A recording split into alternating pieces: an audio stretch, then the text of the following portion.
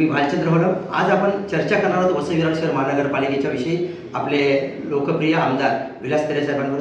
साहेब, वसई विरार शहर महानगरपालिकेचं इलेक्शन गेले अनेक वर्ष तुम्ही जवळून पाहिलेले आहेत आणि माथ्यावर लोक असे निवडून पण आलेले आहेत आणि आज शिवसेनेमध्ये आहोत आणि हा शिवसेनेचे जास्तीत जास्त उमेदवारांना बालकींना निवडून देण्यासाठी आपण कशा पद्धतीने प्रयत्न करताय सर? वसई विरार महानगरपालिकेमध्ये महायुती झालेली आहे आणि त्यामुळे महायुतीचे 115 उमेदवार जे आहेत ते सर्वात जास्तीत जास्त मताने कसे निवडून येतील यासाठी मी महायुतीमधील ती घटक पक्षाचा आमदार म्हणून प्रामाणिकपणे प्रयत्न करणार आहे आणि येत्या काळामध्ये महायुतीचाच महापौर कसा बसेल ह्याच्यासाठी प्रयत्न करणार आहे. साहेब, 35 वर्ष बहुजन विकास आघाडीची सत्ता होती. विधानसभेला तिन्ही आमदार आणि आपलं इथले असलेले राजकीय वलय यावरती निवडून आल्यानंतर ह्या वर्षी कशा पद्धतीने महायुतीचे तिथे महापौर बसायचे मला वाटतं? गेल्या वर्षभरामध्ये याच्या अगोदर महायुतीचा खासदार निवडून आला.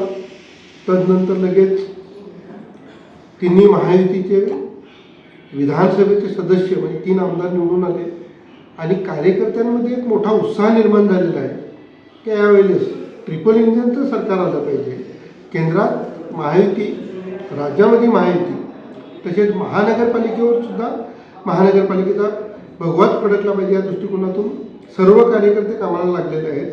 त्यामुळे नक्की मला विश्वास आहे की महानगरपालिकेवर महायुतीच चा झेंडा आहे. साहेब, महायुतीचे बरेच असे उमेदवार आहेत जे अपक्ष लढत आहेत किंवा काही लोक नाराज आहेत, काय सांगाल? काही लोक आमच्याकडून तर एवढे नाही आहेत, पण भारतीय जनता पार्टीकडून आहेत आणि भारतीय जनता पार्टीने त्यांना समजवण्याचे प्रयत्न चालू केलेले आहेत की काही जे अपक्ष उमेदवार आहेत त्यांना सांगितलं आहे का तुम्ही पत्रक वगैरे काढून आणि तशा पद्धतीचे ते मागे घेतलेले आहे असा संदेश द्यावा आणि मला वाटतं ते येत्या 2 दिवसामध्ये तशा पद्धतीच्या सूचना देऊन ते सर्व फॉर्म मागे नाही घेता येणार, परंतु पत्रक काढून ते रिव्हर्स घेता येतील अशा पद्धतीच्या मतदारसंघामध्ये एक मेसेज देतील. साहेब, विरोधकांची ही अस्तित्वाची लढाई आहे असं समजतं का मला? हो, त्यांची अस्तित्वाची आम्हाला आमची विजयाच्या दिशेने घोडचाल आहे, त्यामध्ये विजय ठेवायचा आहे. का लोकसभेत आमचा विजय झालेला आहे, विधानसभेत झालेला आहे आणि तेच आम्हाला महानगरपालिकेमध्ये करायचं. कसा रेशो असेल सर ह्या वर्षीचा विजयाचा? मला वाटतं आम्ही जो प्रयत्न करतो त्याच्यामध्ये 65% आम्ही याच्याकडे हेवी होऊ शकतो. 65% हेवी होऊ शकतो. हो. येणारा महापौर हा भाजपचा असेल की शिवसेनेचा असेल? ज्याच्या जास्त सीटात त्याचा महापौर राहणार. म्हणजे अर्थातच माझ्या दृष्टिकोनातून बघायला गेलं तर भारतीय जनता पार्टीने 88 घेतलेले आहेत आणि मी 27 घेतले आहेत. त्याच्यामुळे नक्कीच मला वाटतं कदाचित भारतीय जनता पार्टीचाच महापौर बसेल. विकासाच्या दृष्टीने सर वसई विरार शहर महानगरपालिका कशा पद्धतीने पुढे घोडदौड करेल?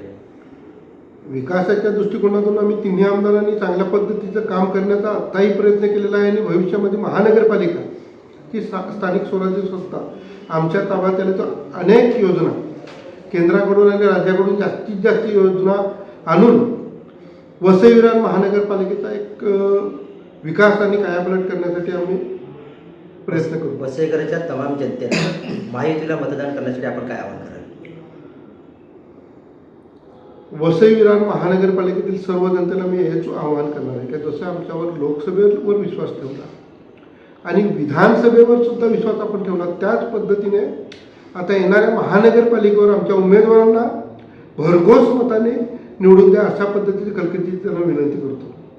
नक्कीच आताच आपण पाहिल्या आपल्याबरोबर विधानसभेचे आमदार विलास तरे साहेब होते आणि महायुतीचा झेंडा इथे फडकेल आणि महायुतीचा महापौर बसेल आणि जास्तीत जास्त उमेदवारी सेनेचे आपण निवडून आणण्यासाठी प्रयत्न करू. जय हिंद, जय महाराष्ट्र.